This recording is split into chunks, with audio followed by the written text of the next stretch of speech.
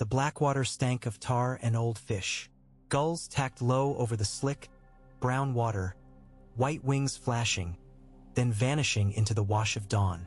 From the balcony of the Tower of the Hand, Eddard Stark could see the masts beyond the mud gate, a forest of spars and rigging and cloth furled tight against the night's last breeze. King's Landing woke like a beast. First a shiver, then a long inhale, the rattle of carts on cobbles, a cough of smoke, the murmurs that grew into market noise. He should have felt the city gathering itself for another day. Instead, he felt the quiet slickness of the stone under his palm, and his own unbeating calm. The eunuch's footsteps were soundless, but Ned turned before the man's shadow touched him. Varys bowed from the waist, hands folded like a pale spider. "My Lord Hand." "Say it," Ned answered. The wind tugged his hair, nearly white where it had been blood-matted weeks ago. The leg throbbed where Jaime Lannister had broken him, the ache now as much a part of his days as breath. "The king is dying," Varys said, voice almost tender. "Maester Pycelle tells the queen he shall last the night." The king's own words to me were less confident. Ned had done the math of hours and options through the night. He had turned it over like a smooth river stone, until every possible course scraped him bloody. He looked past Varys to the east where the sun should be. A smear of russet showed through the haze above the city. "The girls," he said. It came out neither command nor plea, simply a shape given to what broke through him now. "Can you make them vanish?" Varys's expression softened, sad as an old nurse. "I can place them where eyes that matter do not look. If I take them through the tunnels, there will be no witness save the rats.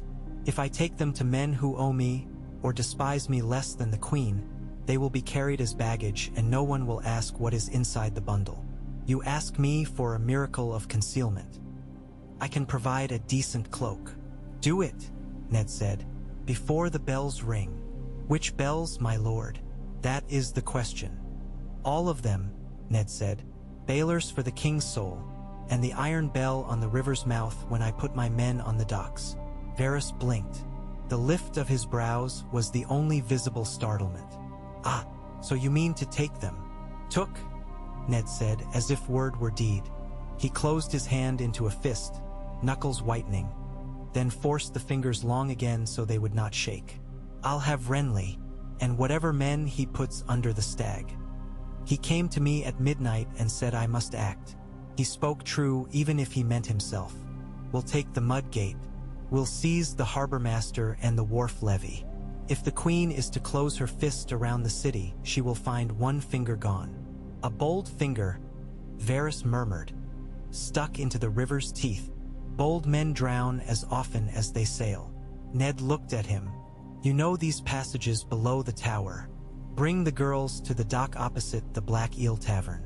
There's a warehouse there with a blue door and a broken hinge. Where the dyers keep their alum," Varys said, smiling faintly. "And where the hand has paid the rent for 3 weeks. We'll put them on a barge today, among sacks of spelt and barley. Yoren's in the city recruiting. He knows how to be unseen and what it is to keep an oath. He'll take them up the river as far as Rosby or Duskendale, and then north along the King's Road with his wretches. No one looks twice at the Night's Watch." Varys considered him as if he were a puzzle. "Even the queen looks twice at everything," he said softly. "But she looks twice in the wrong direction when her children are threatened." Ned felt the familiar revulsion at using innocence as rope. He had spent the night binding the knots with his own hands. Renly had told him in the hours before dawn that if Joffrey or Tommen were taken, the city would melt like fat in a pan. There had been a time when Ned would have refused to hear it. That man had died when the Lannister steel came down on Jory and the others. The man who remained had an oath to his sick friend and to the north. Sometimes honor did not mean refusing ugly tools.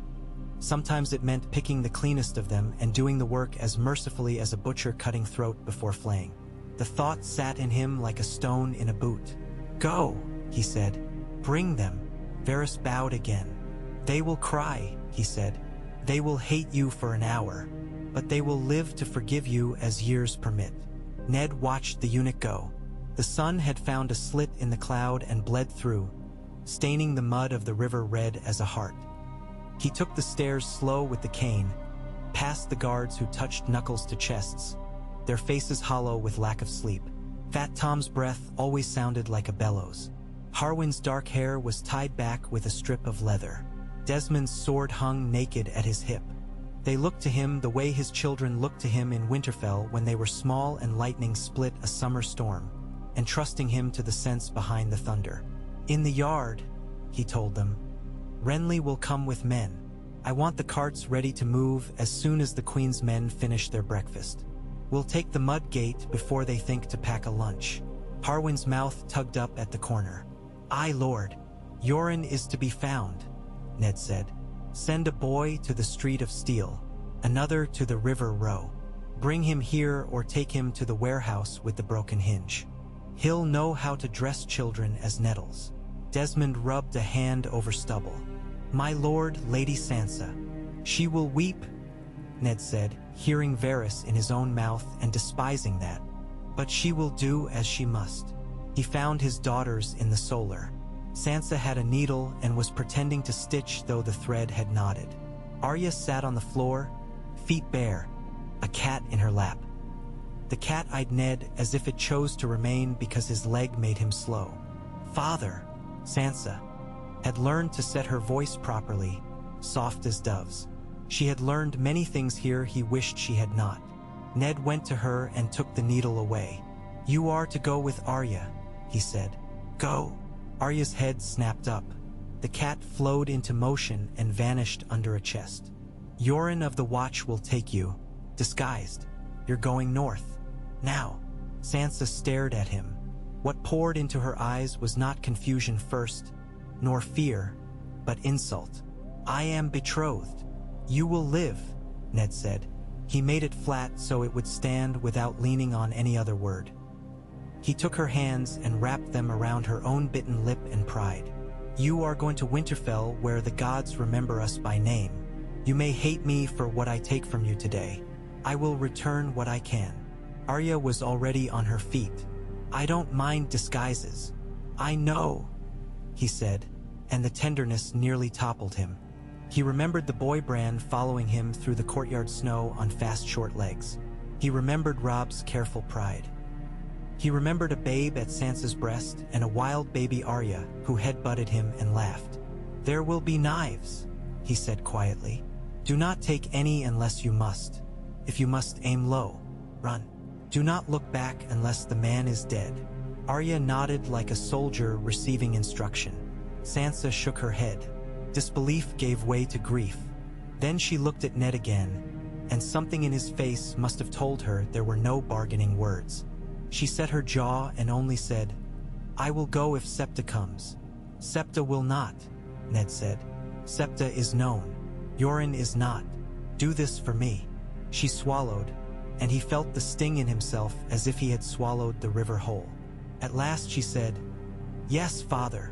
Varys moved them before the castle knew it was awake. The secret passages carried the breath of deep earth and old ash. Torches made slow rivers up the walls, dripping light on his daughter's hair. Harwin carried sacks with bread, leather skins, a small cask of salt fish, a coil of rope, 2 pairs of shoes wrapped in cloth. He walked behind them like a moving wall, someone to back into if the tunnel emptied. At a narrow door of iron bars, Varys took out a key from nowhere. "Where is your letter?" "In my breast," Ned said. Robert's last will, naming him protector.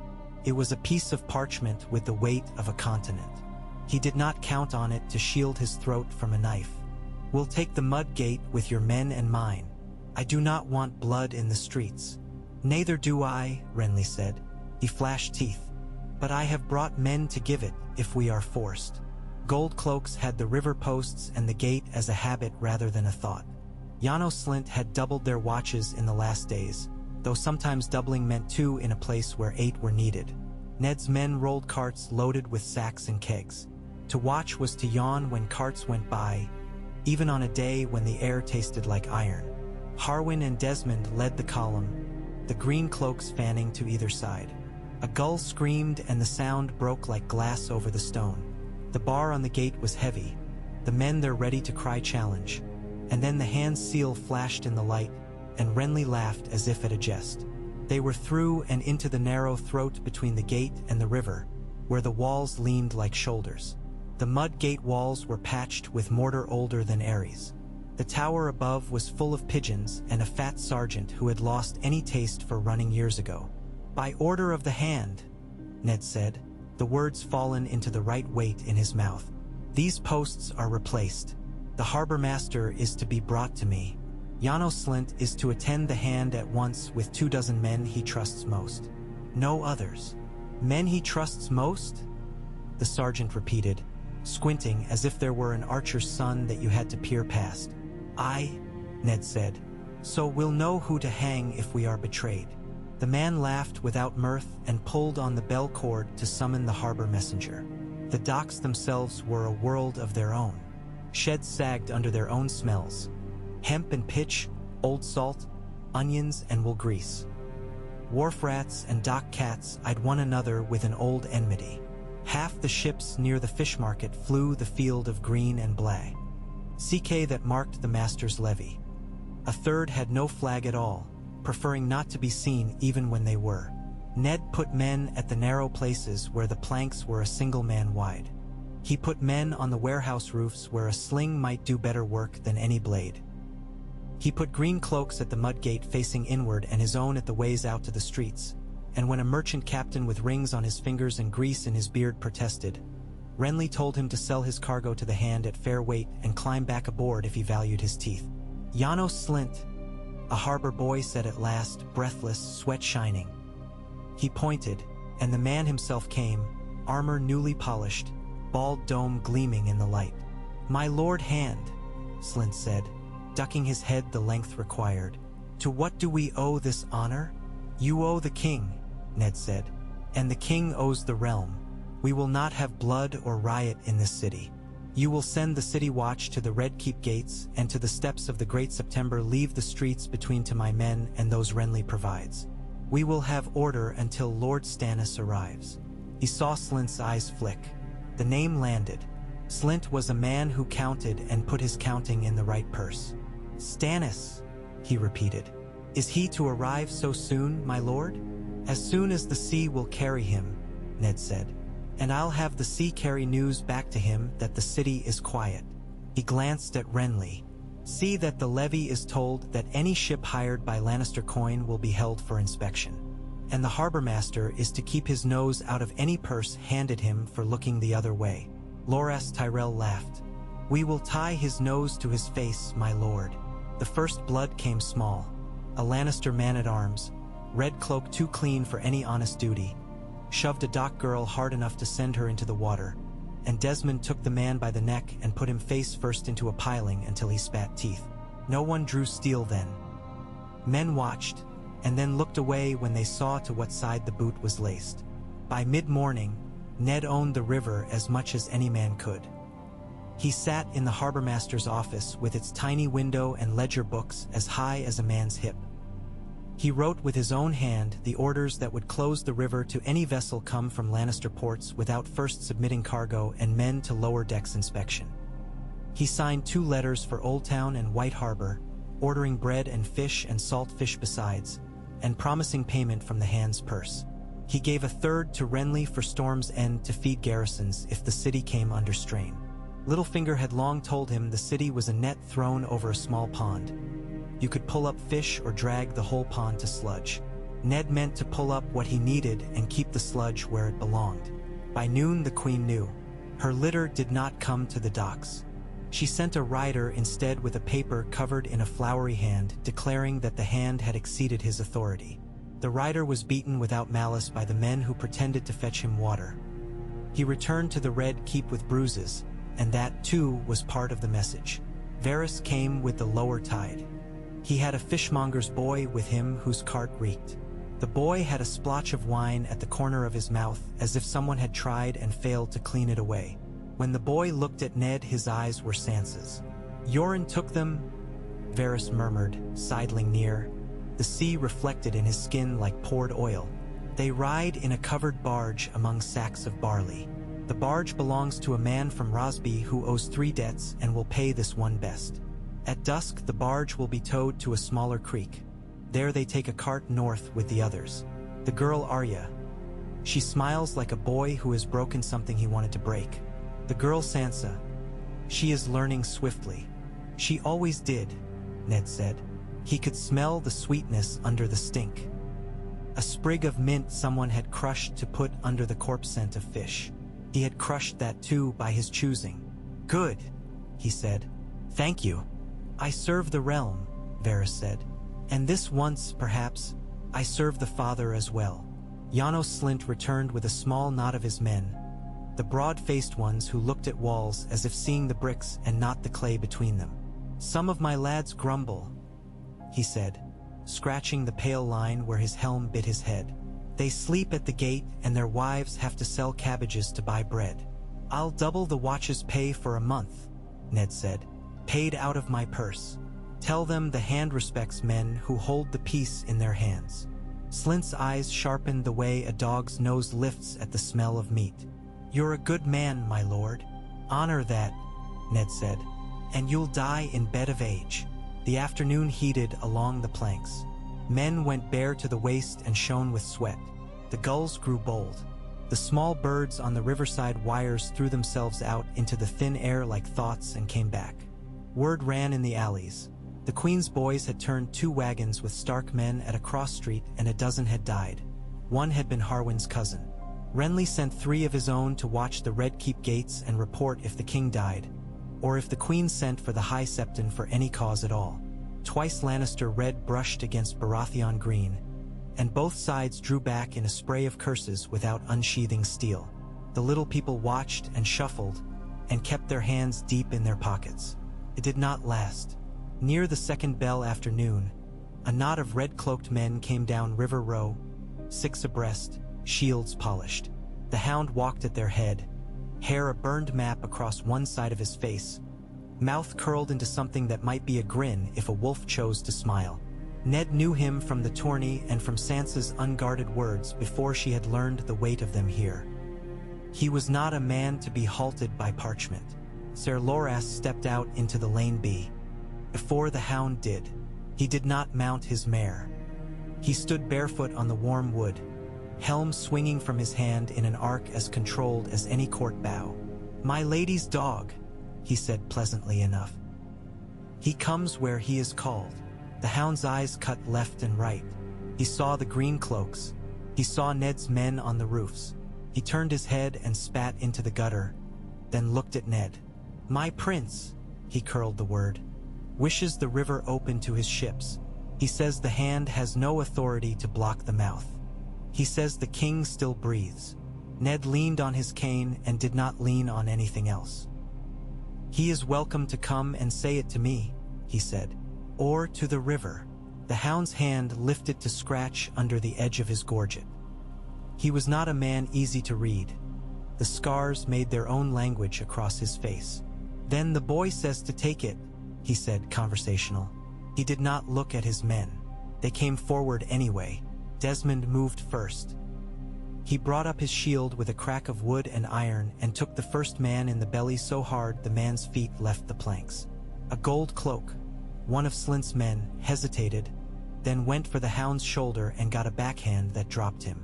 Loras stepped into the space the falling man opened and set the rim of his helm under a Lannister spear, wedging it, twisting, the spearhead dragging free from its shaft. He grinned bright as a coin, then slammed his helm into his own head in the same motion, visor down with a clatter, and his blade came up like a swan's neck. He did not dance, he went brutal and straight. The Hound met him with a hunting ease that popped something sickly and joyful in the watching crowd. 2 men behind Loras went down under red shields. Harwin leaped a salt barrel and hamstrung a man who had not expected a northerner with a groom's hands to put a blade to such use. Janos Slynt swore, hand to his mouth, and then began to shout men forward as if they had not already moved. It broke fast.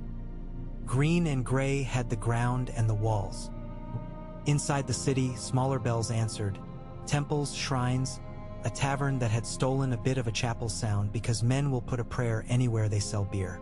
Far away, high and sonorous, Baylors began slowly, as if old hands on old ropes had needed to take their time. A runner came with his chest blown, cheeks hollow, sweat running pale white. "The king," he gasped. "The king is, the queen says he sleeps. The queen says he is to be left in peace." He swallowed and coughed.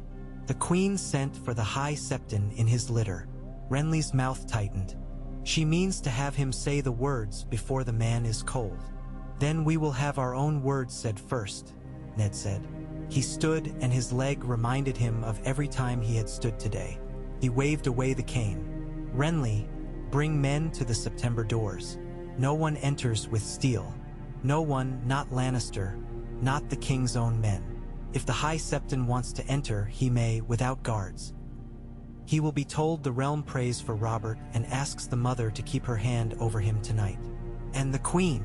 Renly asked, eyes bright with a mischief that might be righteousness disguised. "Tell her the realm prays for her children," Ned said. "Tell her we all do." Renly laughed once, barked the sound like a soldier. "As you wish." Night had a sharp taste. Torches waved like small suns. The river breathed slow waves that plucked at the pilings with thick tongues. On the far bank, a dog barked and then choked off as if someone had forgotten to let go the rope. Ned watched the rise and fall of the harbor, and his mind ran north in a line. Yoren, with his mules and his smell of dust. Arya and Sansa under old blankets. The small, safe ugliness of it compared to gold and cut stone. He did not pray aloud. He held his prayers in his teeth. Varys came again after dark, a shadow among shadows. "A raven went from the Red Keep," he murmured, as if lovers spoke sweet nonsense. "West, and another to the Rock, and one to Casterly's garrison at Duskendale." He smiled. "Some will arrive, some will not." "Thank you," Ned said. He did not ask which would not. Varys's lips twitched. "Another bird flew to Dragonstone this morning," he said, "with the hand of a man named Davos upon it." Ned did not let his relief show because relief was a net. "It may find a ship half a day from leaving port," he said. "Ships with onions aboard," Varys said, "and a captain who counts men as cargo. He will not overburden his decks with uncertain things. But for you, he may consider an unprofitable saint's day." He tilted his head. "Stannis Baratheon is not a man to be hurried or turned once he chooses. But sometimes one can set the pegs so that the wheel must fall where you hope."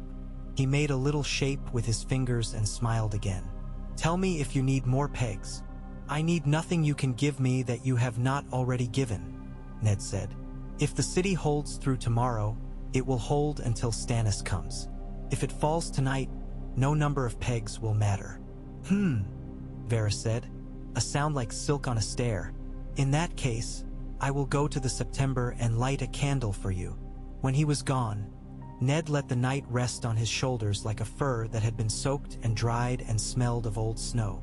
He would not go to the Red Keep tonight. He would not set his foot inside that place again until he went to either be confirmed or killed. The die had been cast, or perhaps not a die but a sword that had already been in the air for months and would now finish its fall. He slept sitting like the men around him, chin sunk to breast, waking in shivers at every change in the tone of the river. He woke last to a gray light that had not yet decided whether to be dawn or a storm shroud. Renly Baratheon stood over him, damp hair hanging, a smile too bright for the hour. "The High Septon prayed until his feet fell asleep," he said. "The queen sent him back in a temper. Then she went into the king's chambers and stayed there until the cock on the Sept's roof thought it saw the sun through the clouds." "Robert?" Ned asked, the name coming soft and awful. "Dead," Renly said. He did not sound glad. He sounded like a man who had waited to see whether lightning would strike and now measured the shape of the tree. There was a moment when the world stepped out from under Ned. He caught it again as if it were a rug he had nearly slipped from. "Then we go to the throne room," he said, "with the will, with the watch, and with the plain fact that the city is fed and the river is shut." Renly's mouth made a twist that had no joy in it. Your plain facts are a featherbed compared to what the queen will put under her son's head. Ned stood. His leg cooperated with grudging surprise. He felt hollowed out and therefore light. Janos, he called. The watch captain turned, wiping a crude map from the table with his palm. At the first bell, put men at every sept and shrine with bread to hand out, with a man of mine at each with a banner. A dire wolf. Let them tell the people the hand thinks of their bellies and of the king's soul. Then send men to the Red Keep outer gate. I will go to the throne room with the king's will. I'll be at your side, Renly said, noble and dangerous and very young. No, Ned said. He saw the surprise, the affront, the new reading of insult. He went on before it could grow teeth. You said yourself she will lash out when she feels cornered. She will cut the tallest head. That is mine, and if I fall your men on the docks will hold the river. Stay there. Hold the river. If I send you a raven, you bring your men and close the gate to anyone in crimson. Renly looked at the water. He did not like it. He wanted a hall and a crowd, and war worked properly with banners and trumpets. He was Robert's brother, though. He could be pragmatic in the exact way pride permitted. If you fall, he said mildly, I will keep the city from burning, and I will keep it from starving, Ned said. Go. He took with him a small handful of gray cloaks and green. He carried the king's will. He wove his way through a city that had not yet decided whether to cry. The great September spells began again, solemn and slow. Women stood in doorways, wet hair dripping from washing that had been interrupted by word. Bakers pulled loaves from ovens and stole glances toward the hill. Children ran. Dogs barked because dogs bark when men do not know what they do yet. The gates of the Red Keep open to him because the guards still had habits and he had not yet broken all of them. The throne room ate sound and made it thin. Courtiers clustered at the walls like mussels at a pier post. Jaime Lannister was not there, off playing war with his father, but 3 Kingsguard were: Boros Blunt, Meryn Trant, and Ser Barristan Selmy, whose white cloak fell in a clean line that no wrinkle dared cross. Beside the throne, Cersei Lannister stood with her hair like a shining fall over her shoulders. Joffrey was behind her, and he had the look of a boy who wanted to frenzy and had been told to smile instead. Tommen stood near Myrcella, both too small for this room and wise enough to know it. The hand, Cersei said. She did not bow. The voice was honey poured over brass. You come early, Lord Stark. I come with the king's words, Ned said, holding the parchment like a priest holds holy bread. He told himself his hand did not shake, and perhaps it did not. Robert named me protector until the rightful heir comes of age. Indeed, Cersei said. She did not try to heat the word with contempt. She was all cool cleanliness. And who is this rightful heir? The king's brother, Stannis Baratheon, Ned said. He did not let himself look at Renly's absence where it could have been. He had told him to stay away, and it cut like a dull knife. There came the rumble then. The one he had expected but never grown to like, of people taking breath before laugh or howl. Blunt's hands twitched on his sword hilt. Meryn Trant's mouth mad. A nasty shape that had no humor in it. Cersei smiled, as if a child had made a joke too cruel to punish and too stupid to carry praise. Stannis, she said softly. A man the city will never accept. The lords will accept the law, Ned said. He unrolled the parchment. The law is ink on this page, written by your husband and king. He was drunk, Cersei said, voice still so sweet it could cut you. And he wasn't when he told me he meant his son to follow him. He loved Joffrey. He was fond of Tommen. He tried to be kind to Myrcella. He knew which of his children could carry his name. Which of his children bore his blood, Ned said, letting out what he had held behind his teeth for days. Which none of yours do, your grace. It was very quiet. The courtiers were suddenly all throat and eyes, as if they were nothing but swallowing and seeing. A woman gasped and then tried to make it a cough. Meryn Trant blinked slowly, like a lizard. Ser Barristan Selmy tilted his head in a way that was almost sorrow. Cersei's mouth turned into a line sharp as a coin's edge. "My Lord Protector," he said. His voice was breaking. It cracked like thin ice. He pushed it deeper by force. "Kneel and swear your loyalty to me as the trueborn son of the king. I will be merciful." Ned closed his eyes just for a breath. He opened them again and saw the room as if the bricks were separate, as if he could put his fingers into the mortar and pull it out. He sealed the parchment and slid it away. "I am loyal to the crown," he said. "I will be loyal to the king when he is crowned by law. Until then, I am protector and the river is mine." Cersei gave a tiny nod. It was not to him. Janos Slynt had not come to the throne room. He was on the docks. Littlefinger was not in this room. He was somewhere else. Ned understood then that the board he had drawn lines across cannot hold once others turn it. But he also understood he had turned enough of it that the fall would not be all on his side. "Seize him," Cersei said. Meryn Trant moved like a cudgel. Barristan Selmy did not move. Boros Blunt put his hand to his sword and looked at the boy he had guarded since he could remember guarding anyone. The green cloaks near Ned lifted their shields, and suddenly the throne room had a tide in it. "By the king's will," Ned said, and he did not know whose voice came through him. "I am protector. Any man who lays hand on me lays hand on the law." Men believe the words they need. Some believed. Some wanted to. Some needed other words more. Meryn Trant struck a man in green and the man went down. Blunt drew and there was a sound like a butcher pulling the last bit of skin from a pig's heel. Barristan Selmy stepped forward then, white cloak a moving wall, and put himself between Ned and all of it. "Your Grace," he said to Cersei, "while the king's words are read, no man is to be seized." "Your king is there," Cersei said, pointing to Joffrey. "My king is dead," Barristan said simply. The words took the room by the throat. Men choked on them.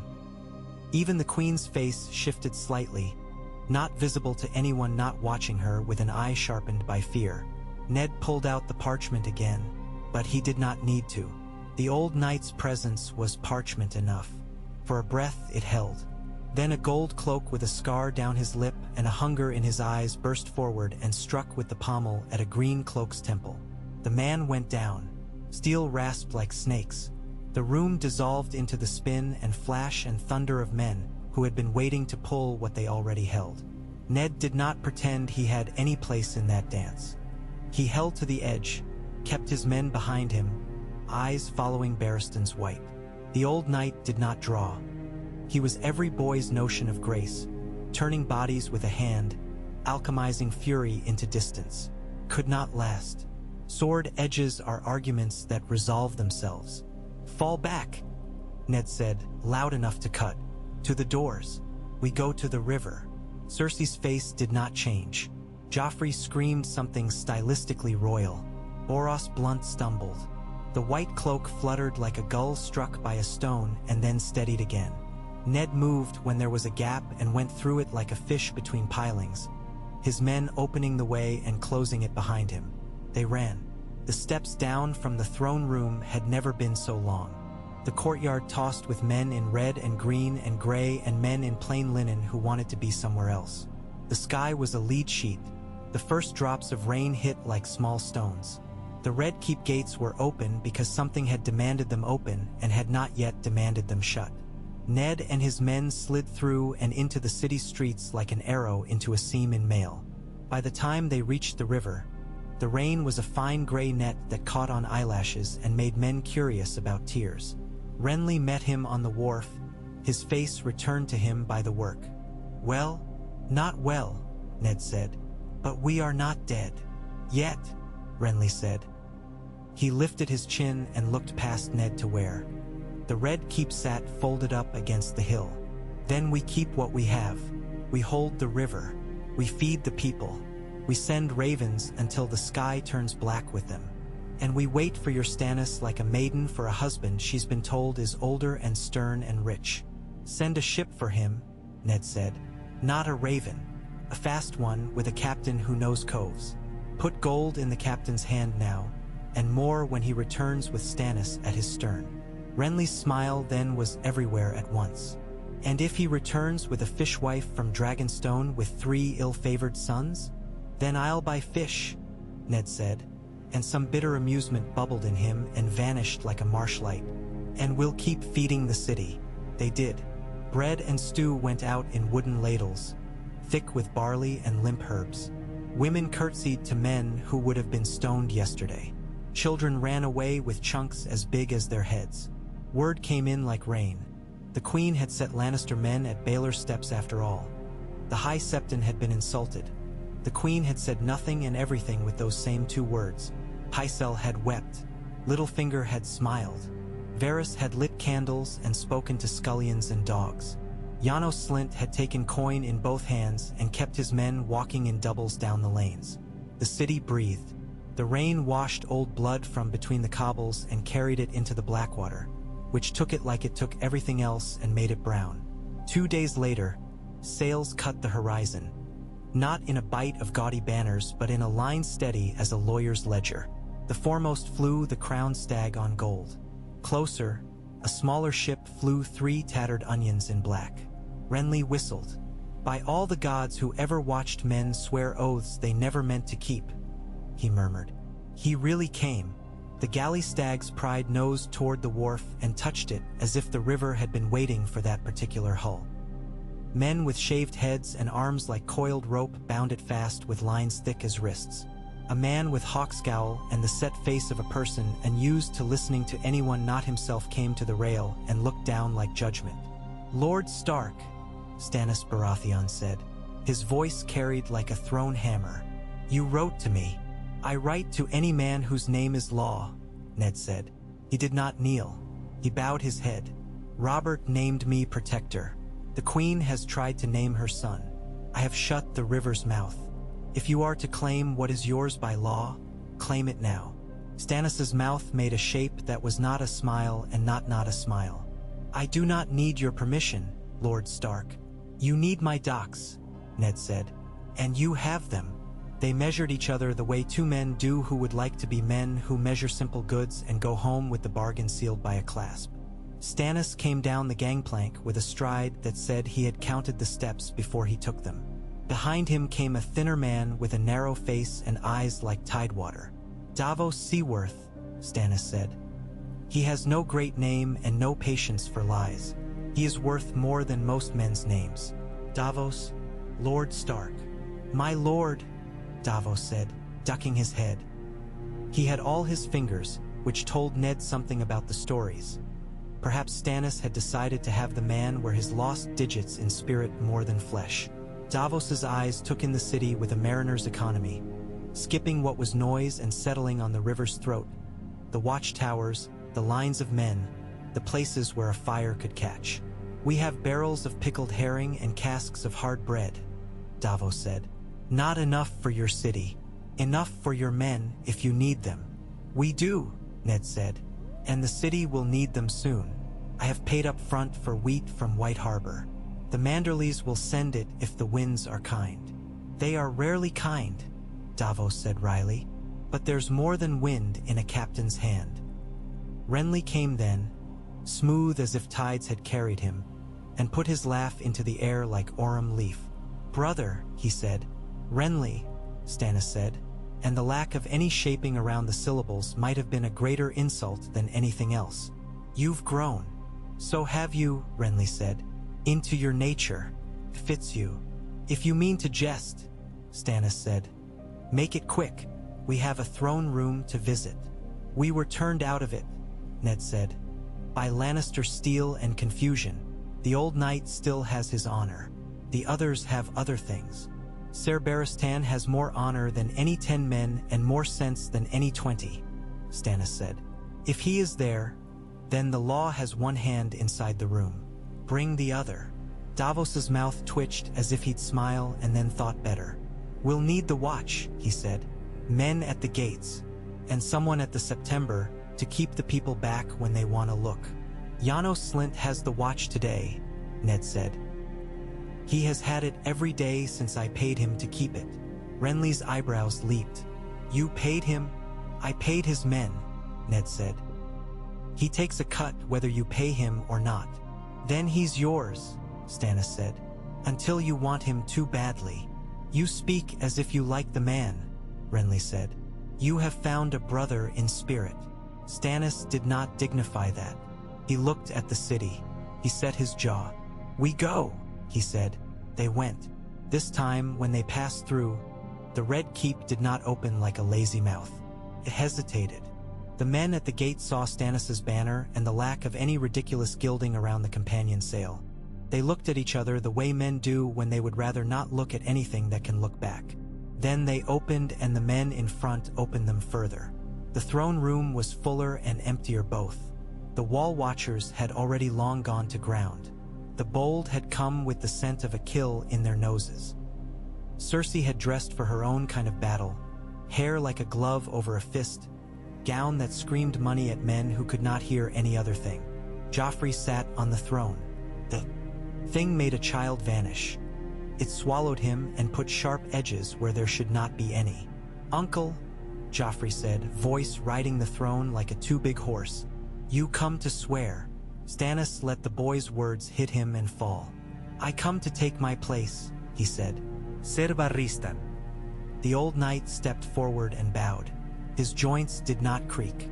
He could have been 40, except that it is men who have lived twice that who know how to bow like that. My lord Stannis, you honor the room. I'll honor it more when the law is acknowledged in it, Stannis said. He did not look at Joffrey. Cersei, remove your boy. Cersei smiled. It was a predator's bloom. My boy is the king. My boy is the king, Stannis repeated slowly, like a man turning a coin and finding it counterfeit. You use words because you know there are ears. Stop. I'm not a man who enjoys speeches, and I do not have to be liked to be obeyed. He lifted his hand, and the men behind him moved as if they were one man. Barristan, he said, not turning his head. I have always respected you. Will you respect me when I am owed it? Barristan looked at Ned, then at the boy on the throne, then at Stannis. He did not look at Cersei because he had seen too many ladies to mistake any of them for law or mercy when those were not present. I serve the crown, he said. I serve the realm. If the law is with you, my sword is with the law. I ask that the law be shown and read and witnessed by men who answer to gods as well as to gold. It will be, Stannis said. He turned then, deliberately, to the others in white. Meryn Trant, Boros Blunt. They fidgeted as if ants had found the seam between their skin and their clothes. Ned watched Janos Slynt in the corner. How had he gotten here so fast? Watching them in turn, Littlefinger stood not far from the queen, one hand on a pommel as if for balance, eyes glinting with coin thought. Varys was nowhere to be seen, which meant he was seeing more than anyone else. Read, Stannis said. Ned handed the parchment to a clerk. The clerk read.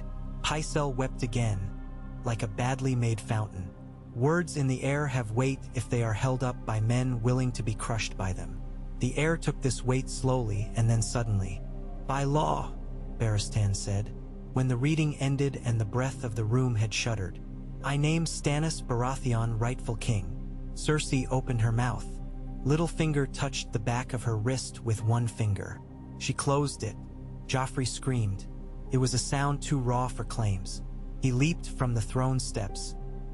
He went at Ned as if Ned had a blade when all he held was parchment and a city and the emptiness where a friendship used to be. Barristan stepped between and held up a hand gently, and the boy collided with palm and honor. He stumbled back. Stannis's men moved then, not as if to crush, but as if to replace pieces on a board. White cloaks did different things with their hands, some on swords, some on prayer. Ned watched the room tilt and right itself. And so the river came into the throne room. Not the water, but the surety of it, the way it pulls and pulls until what floats must come to it. Stannis did not shout. He set himself into the space he had measured with his eyes and let law settle around him like stone. Ned stood where a protector should stand. Slightly back, slightly to the side, at exactly the place where a blade meant for the throne must pass through him first. Outside, the city breathed the way a man does after running too far, too fast, and then realizing he is not dying. The docks held. The bread went out. Arya and Sansa crossed a slow stream under gray trees, wrapped in blankets that smelled of oiled wool and salt fish, and Arya told a story to Sansa about a cat that had escaped from a lord and learned to run on ropes and lap water without falling in. Sansa listened, eyes open, and somewhere in her she stood in a godswood that had never seen this river and told herself that each step north was a stitch in a seam that was coming closed. War would come anyway. Law can declare since law exists because men break it. Renly would not always be willing to stand on a dock while his brother sat a throne. Tywin Lannister would not take lightly the loss of a city and the loss of a boy he had put a name into with a lie. The North would rise. The Riverlands would burn. Old banners would come out of chests that smelled of mice. None of that mattered in this hour any more than the gulls' names mattered. All that mattered was that a man who had never wanted this city to belong to him had made the river belong to the law long enough to let a piece of ink and honor flow into a room where Iron Throne's men. The water would change shape again. For now it held. In the quiet that came after men stopped shouting because the words they need have been said and the next stage is work. Ned found himself standing in light that came through a narrow window and painted his hands with gold. He thought of Robert's hand heavy on his shoulder so many summers ago, of a boar larger than it should have been, of a girl with hair like poured sunlight whose name could still trap the breath in his chest if he let it. He did not let it. He set his cane to the floor and his heel after it and walked to where Stannis stood and bowed, not to the man but to what the man now carried. Stannis looked down at him, jaw a stone, eyes a tired fire. "You saved me trouble," he said, as close to thanks as he would ever get. "I saved the river," Ned said. "Pray it is enough." "It is never enough," Stannis said. "But it is something." On the third day of the reign that had been written on aged parchment, the queen left the Red Keep by a door no one watched because no one believes a queen will stoop. Littlefinger accompanied her as far as an alley where the cats gather on cracked stone warmed by a pour down from the hot kitchens. He said something that made her laugh because she had to put her mouth to laughter or to a scream. Then he went a different way, and she went to a place in the hill where a priest of the Mother did not ask questions when a woman asked for mercy. The Mother has never cared for thrones as much as for children. Even Cersei knew that somewhere under the armor. Varys lit 12 candles in the September and watched each flame to see which would falter. Davos stood on a wharf and looked at the river's mouth and thought about tides and men and where to place a ship when the storm comes from the land instead of the sea. Renly sat in a chamber with Loras and talked about pride and what it owed to duty and what it could steal from it and make it seem like a gift. Barristan Selmy went to the armory and oiled his sword. Ned Stark wrote a letter to his son in the north and told him things he had never thought to say to a boy whose face was his own at 14. He told him how the river smells and what the air is like before a city decides to riot. He told him to keep winter stores high and to let his mother's temper blow like a white cloud across the mountain and not to mistake that for a storm. He did not tell him about his daughters because he could not, because words to travel must exhaust themselves before they turn true at the end. When he finished, he went to the docks because he loved nothing here and there he had made a thing he could call useful. He stood at the edge and watched the current lift a bit of straw, caught it, turned it in the same circle over and over until the straw gave up pretending it had chosen to be where it was. He thought perhaps this was what it meant to take a city not with fire or with gold, but with a river. You set your hand to the wet line and held it as long as you could. You sent the things that mattered down it, too, and each day you waited to see what had arrived and what had failed. Behind him, in the towers of the Red Keep, men folded law and power into one another like dough and lard and hoped for a crust that would hold. In the streets, they ate stew with the taste of honesty in it. Salt, onion, fatigue. On a road north, a girl told a story about a wolf that waited beneath the roots of an ancient tree until the day someone who loved him meant to come home. And her sister, with hair cut like a penitence and pride wrapped around her like a cloak, did not contradict her. And on the wharf, Ned listened to the gulls and the slow tongue of the river and the argument the bells had with one another across the city, and he told himself again what he had done and what remained to do. It would be made worse before any better came. But in a day when a king died and a boy failed to become one, the law had found a boat. It floated, and for now that was enough to carry a father's hope as far as the next bend.